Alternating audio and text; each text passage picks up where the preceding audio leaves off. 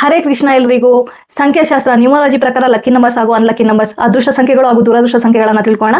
ಯಾರೆಲ್ಲ 4, 13, 22 ಅಥವಾ 31ನೇ ಸಂಖ್ಯೆಯಲ್ಲಿ ಹುಟ್ಟಿದೀರಾ, ನಿಮ್ಮ ಲಕ್ಕಿ ನಂಬರ್ಸ್ ಬಂದು 7, 1, 5 ಹಾಗೂ 6 ನಿಮಗೆ ಲಕ್ಕಿ ನಂಬರ್ಸ್ ಆಗಿರುತ್ತೆ. ಜೊತೆಗೆ 4 ಮತ್ತು 8 ಈ 2 ಸಂಖ್ಯೆಗಳು ನಿಮಗೆ ಕೆಲವೊಮ್ಮೆ ಲಕ್ಕಿ ನಂಬರ್ ಆಗೂ ವರ್ಕ್ ಆಗುತ್ತೆ, ಕೆಲವೊಮ್ಮೆ ಅನ್ಲಕ್ಕಿ ನಂಬರ್ಸ್ ಆಗೂ ವರ್ಕ್ ಆಗುತ್ತೆ. ನೆಕ್ಸ್ಟ್ ಅನ್ಲಕ್ಕಿ ನಂಬರ್ಸ್ ಅಲ್ಲಿ 2, 9, 4 ಹಾಗೂ 8ನೇ ಸಂಖ್ಯೆ ನಿಮಗೆ ದುರದೃಷ್ಟದ ಸಂಖ್ಯೆಗಳು ಅಂದ್ರೆ ಅನ್ಲಕ್ಕಿ ನಂಬರ್ಸ್ ಆಗಿರುತ್ತೆ. ನ್ಯೂಟ್ರಲ್ ತಟಸ್ಥದ ಸಂಖ್ಯೆ ಬಂದ್ಬಿಟ್ಟು 3, ನಂಬರ್ 3 ನಿಮಗೆ ನ್ಯೂಟ್ರಲ್ ನಂಬರ್ ಆಗಿರುತ್ತೆ. ನೆಕ್ಸ್ಟ್ ಯಾರೆಲ್ಲ 5, 14 ಹಾಗೂ 23ನೇ ಸಂಖ್ಯೆಯಲ್ಲಿ ಹುಟ್ಟಿದಿರಾ, ನೀವೆಲ್ಲ ತುಂಬಾ ಲಕ್ಕಿ ಅಂತ ಹೇಳ್ಬೋದು. ಯಾಕೆ ಅಂತ ಹೇಳಿದ್ರೆ ನಂಬರ್ 5 5ನೇ ಸಂಖ್ಯೆಯಲ್ಲಿ ಹುಟ್ಟಿರೋರಿಗೆ ಯಾವುದೇ ರೀತಿ ಅದೃಷ್ಟ ಸಂಖ್ಯೆಗಳಿರುತ್ತೆ ಹೊರತು ದುರಾದೃಷ್ಟ ಸಂಖ್ಯೆಗಳು ಅಂತ ಇರಲ್ಲ. ಅನ್ಲಕ್ಕಿ ನಂಬರ್ಸ್ ಅನ್ನೋದು ಇರೋದಿಲ್ಲ. Only lucky numbers and neutral numbers ಇರುತ್ತೆ.